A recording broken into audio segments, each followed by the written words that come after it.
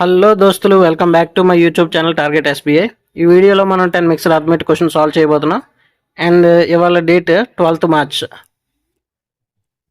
So question number 1 నుంచి start చేసుకుందాం. So question number 1 చూద్దాం. The ratio of the quantity of milk and water is 7:3. When 50 liters of mixture is withdrawn and 38 liters of milk is added to the mixture, the concentration of water in the mixture becomes 25%. Find the initial quantity of mixture. So question ఏం చెప్పాడంటే, ముందు milk and water ratio ఉందని చెప్పాడు. అది ఎంత? 7:3 అన్నాడు. ఇప్పుడు ఒక 50 లీటర్స్ విత్డ్రా చేశాడు మిక్చర్ని. విత్డ్రా చేసింది కూడా 7:3లోనే విత్డ్రా అవుతుంది, మిగిలింది కూడా 7:3లోనే మిగులుతుంది. ఇప్పుడు దీనికి 38 లీటర్స్ ఆఫ్ మిల్క్ యాడ్ చేశాడు అన్నాడు. 38 లీటర్స్ మిల్క్ యాడ్ చేసిన తర్వాత వాటర్ ఎంత పర్సంటేజ్ ఉందంటే ఫైనల్లోని 25% ఉందన్నాడు. ఇది 25% ఉందంటే ఇది 75% ఉన్నట్లు. అంటే ఇప్పుడు రేషియో ఎంత ఉన్నట్లు? 3:1 రేషియోలో ఉన్నది. సో ఇక్కడ వాటర్ అసలు చేంజ్ అవ్వలేదు కాబట్టి దీన్ని ఇంటూ 3తో మల్టిప్లై చేసుకుంటే ఇప్పుడు 3 ఉంటుంది. ఇక్కడ 3 × 3 అయితే ఇది 9 అవుతుంది. సో 9 యూనిట్స్ అయింది. సో 7 పార్ట్స్ ఏమో 9 యూనిట్స్ అయింది. ఎందుకు అయిందంటే 38 యాడ్ చేయడం వల్ల. అంటే 2 పార్ట్స్ చేంజ్ అయింది. 2 పార్ట్స్ చేంజ్ దేనివల్ల? 38 యూనిట్స్ వల్ల. సో 1 యూనిట్ వాల్యూ ఎంత? 19. అంటే మనకి ఇక్కడ టోటల్ 10 యూనిట్స్ ఉన్నాయి. 10 యూనిట్స్ వాల్యూ ఎంత అవుతుంది? ఇక్కడ 10 × 19 190 అవుతుంది. క్వశ్చన్ ఏం అడిగాడంటే ఇనిషియల్ క్వాంటిటీ ఎంత ఉందని అడిగాడు. ఇక్కడ 190 + 50 చేసుకుంటే మనకి ఈ వాల్యూ వచ్చేస్తుంది కదా, 240. సో ఇదే మన ఆన్సర్ అనమాట. Option C is the answer. Next question number 2 చూద్దాం. 27500 rupees is invested at 20% rate of interest for 2 years compounded annually, and the interest received on this sum is 2100 more than the what the same sum is invested at 10% for x years. What is the value of x?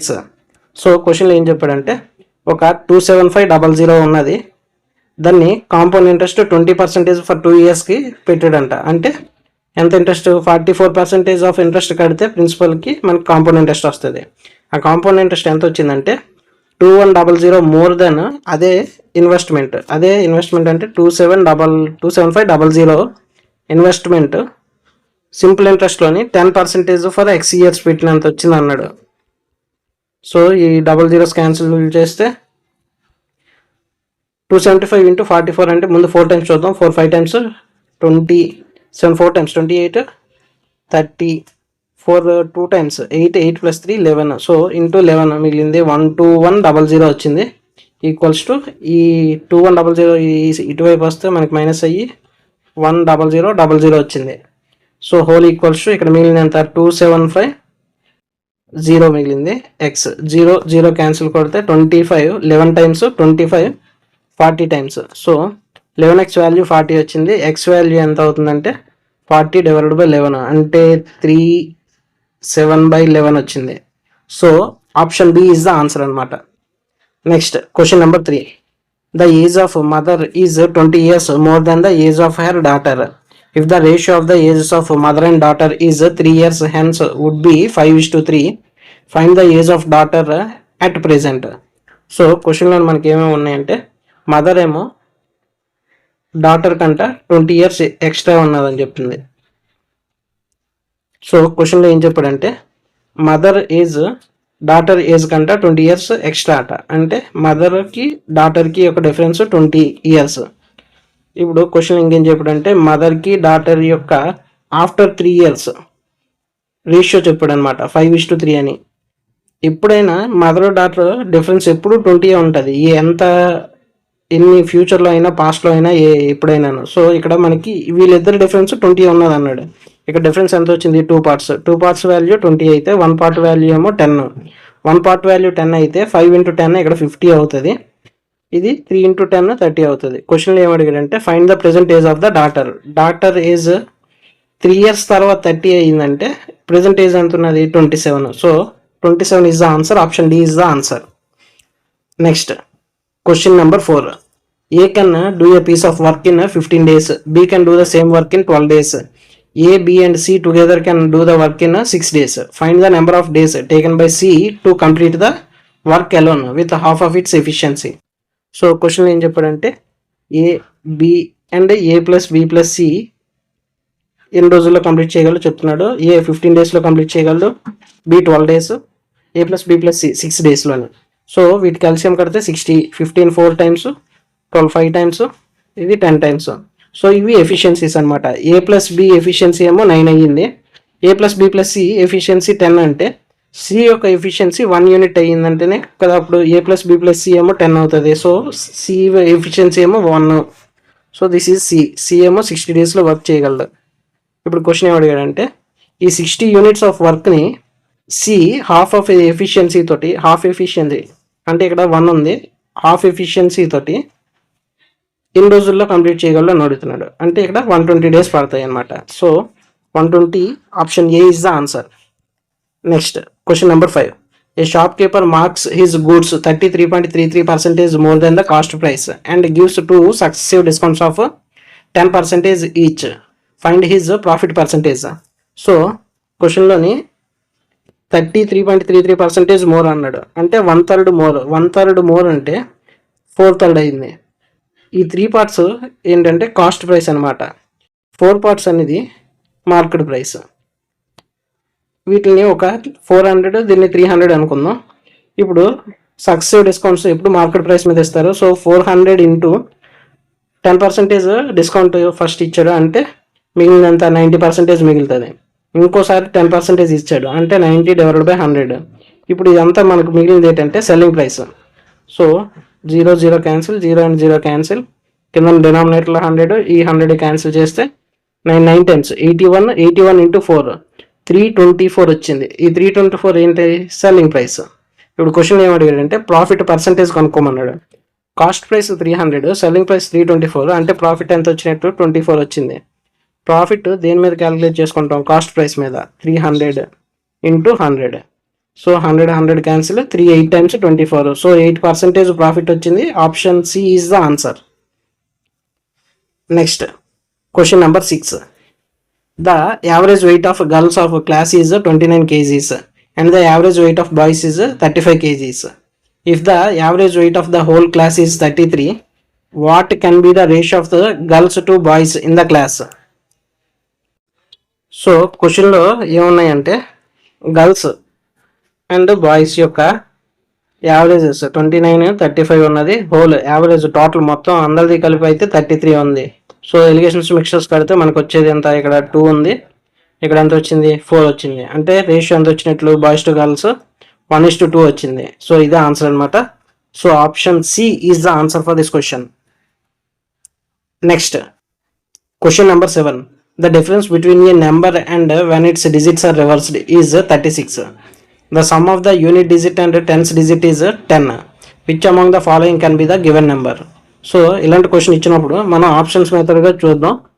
ఇక్కడ none of these ఇచ్చినా కూడా మనం ఇంకో option ఇక్కడ చూస్తే option C చూసుకున్నాం అనుకో, ఆ యూనిట్ డిజిట్ను టెన్స్ డిజిట్ను రెండు కలిపితే మనకు వచ్చింది 10. సో అదే మనకున్న ఒకే ఒక ఆప్షన్ ఈ ఆప్షన్స్లో. సో ఒకవేళ 37 తీసుకున్నాం, దాన్ని రివర్స్ చేస్తే 73 అవుతుంది. ఈ రెండింటికి డిఫరెన్స్ కడితే 36 వచ్చిందని క్వశ్చన్లో స్టార్టింగ్ చెప్పాడు. ఇక్కడ మనకు వచ్చిన డిఫరెన్స్ కూడా 36. సో ఈ 37 అనేది సాటిస్ఫై చేస్తుంది. సో ఆన్సర్ ఏమో ఆప్షన్ సి అవుతుంది. So option C is the answer for this question. Next question number 8. The area of a circle whose radius is 7 centimeters is 34 meters square more than the area of the rectangle whose length is L meters and breadth is 10 meters. Find the perimeter of the rectangle. So question ఏం చెప్పాడంటే area of the circle అంటే πr², 22/7, r² value ఏమో 7 చెప్పాడు. 7 × 7 is equals to 34 more than the area of the rectangle L × b. b value ఏమో 10 అని చెప్పాడు. So ఇక్కడ మనకు వచ్చింది 7 × 22 అంటే 154. 154లో నుంచి 34 తీసేస్తే 120 equals to L × 10. So L value ఎంత వచ్చింది 12 వచ్చింది. క్వశ్చన్లో ఏం అడిగాడంటే find the perimeter of the rectangle 2 × L + b. L value ఏమో 12 వచ్చింది, బ్రెత్ ఏమో 10 అన్నాడు. సో 2 × 22 44 అనేది ఆన్సర్. So option B is the answer for this question. Next question number 9. The speed of the boat in still water is 27 km/h. the time taken by boat to cover a certain distance downstream is 3 hours 20 minutes and the time taken by it to go to a certain distance upstream is 4 hours 10 minutes. Find the speed of the current. So ఈ క్వశ్చన్లో మనకి certain distance అన్నాడు కదా, అది common అనమాట. Distance same అయితే, distance అంటే speed into time అనమాట ఫార్ములా. ఇక్కడ స్పీడ్లో మనకి 2 రకాల స్పీడ్లు ఉన్నాయి. ఇక్కడ డౌన్ స్ట్రీమ్ స్పీడ్ ఉంది, ఇక్కడ అప్ స్ట్రీమ్ స్పీడ్ ఉంది. డౌన్ స్ట్రీమ్ టైం ఉన్నది, అప్ స్ట్రీమ్ టైం ఉన్నది. సో అది క్యాలిక్యులేట్ చేసుకొని ఈక్వల్ చేసుకుంటే మనకి కావాల్సినవి వస్తాయి. సో డౌన్ స్ట్రీమ్ స్పీడ్ అంటే m+s. టైం ఎంత ఇచ్చాడంటే డౌన్ స్ట్రీమ్లోని 3 hours 20 minutes అంటే 3 hours 20 minutesని అవర్స్లో కన్వర్ట్ చేస్తే 20/60 1/3 మిగులుతుంది.